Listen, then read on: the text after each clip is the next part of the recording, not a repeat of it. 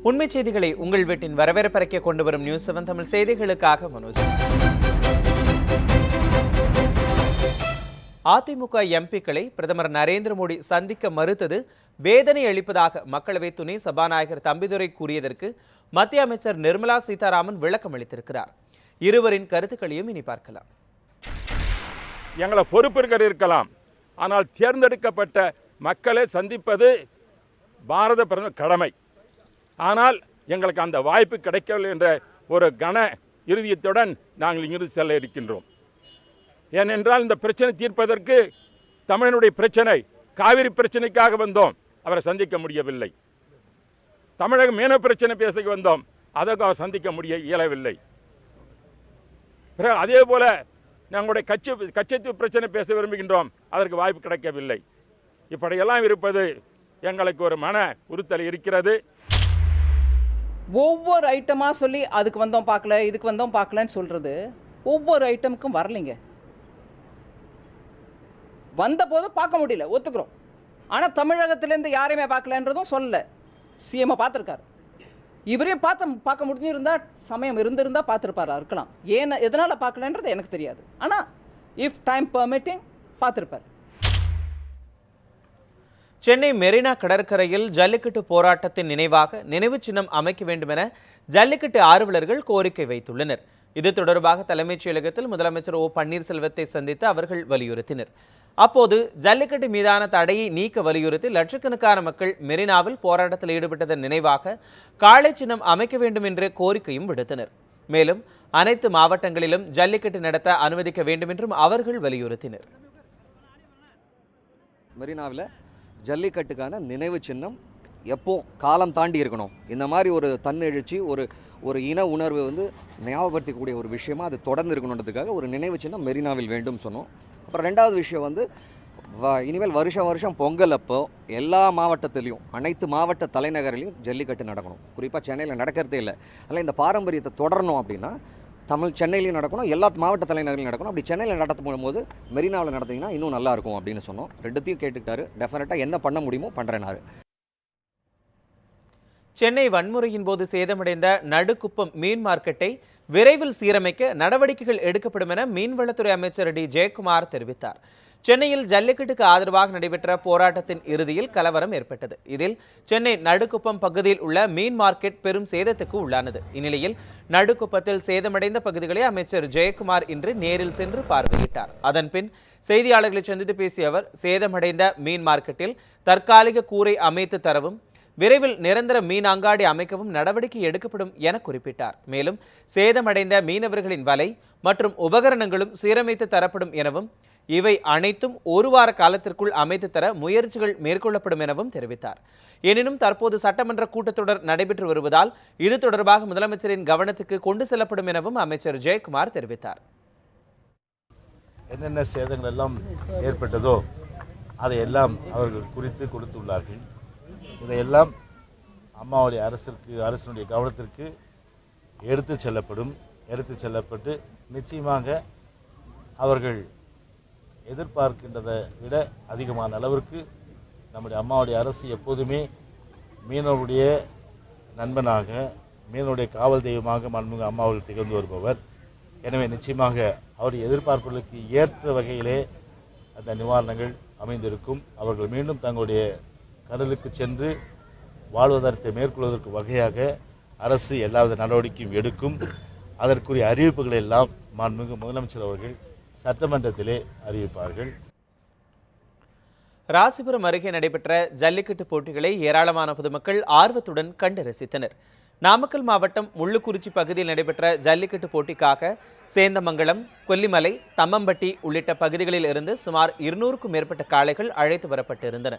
வாடிவாசலை திறந்துவிட்டதும் துள்ளி குதித்து சீறி பாய்ந்த காளைகளை இளைஞர்கள் போட்டி போட்டுக்கொண்டு அடக்கினர்.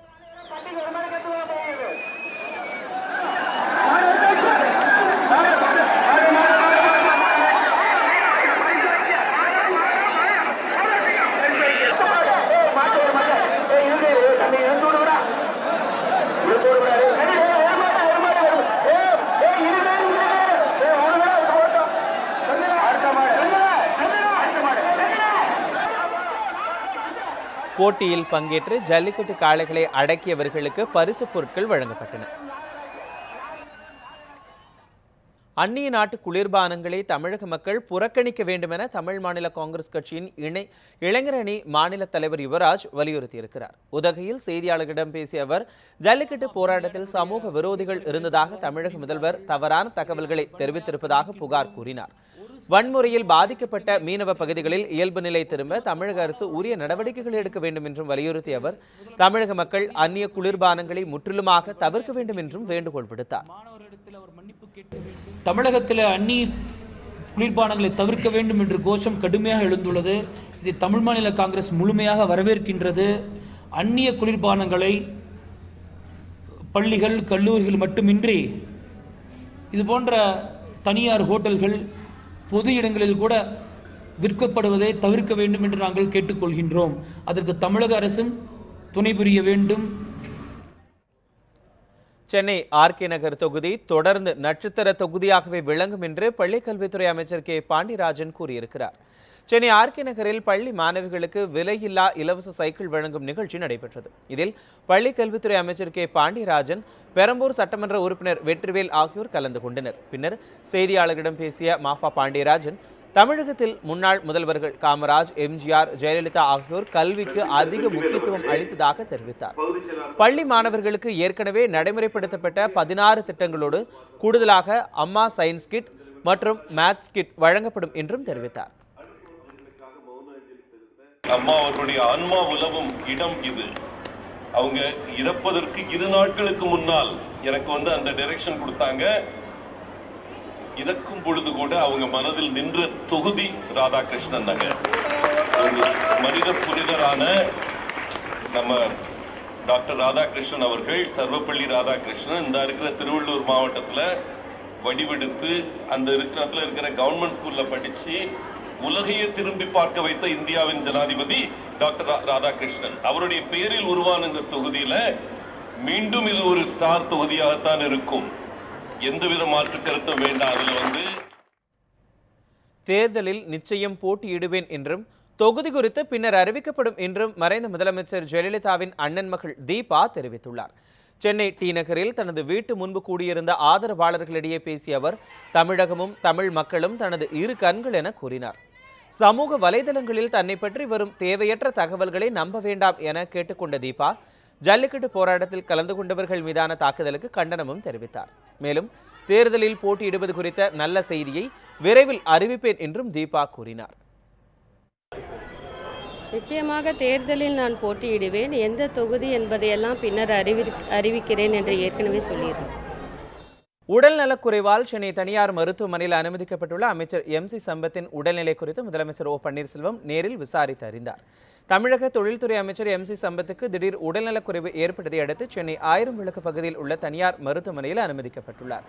அவருக்கு அங்கு சிகிச்சை அளிக்கப்பட்டு வரும் நிலையில் உடல்நலம் குறித்து விசாரிப்பதற்காக முதலமைச்சர் ஓ. பன்னீர்செல்வம் மருத்துவமனைக்கு நேரில் சென்று கேட்டறிந்தார். அமைச்சர் சம்பத்திடம் சுமார் அரை மணி நேரம் உரையாடி பின்னர் முதல்வர் புறப்பட்டு சென்றார். சென்னை நெசப்பாக்கத்தில் தனியாருக்கு சொந்தமான கழிவுநீர் லாரி மோதி ஒருவர் உயிரிழந்தார். இதனால் ஆத்திரமடைந்த அப்பகுதி மக்கள் லாரியை தீயிட்டு கொளுத்தினர். சென்னை நெசப்பாக்கம் ஏரிக்கரையைச் சேர்ந்த ரமேஷ் அதே பகுதியில் மெக்கானிக் கடை வைத்திருக்கிறார்.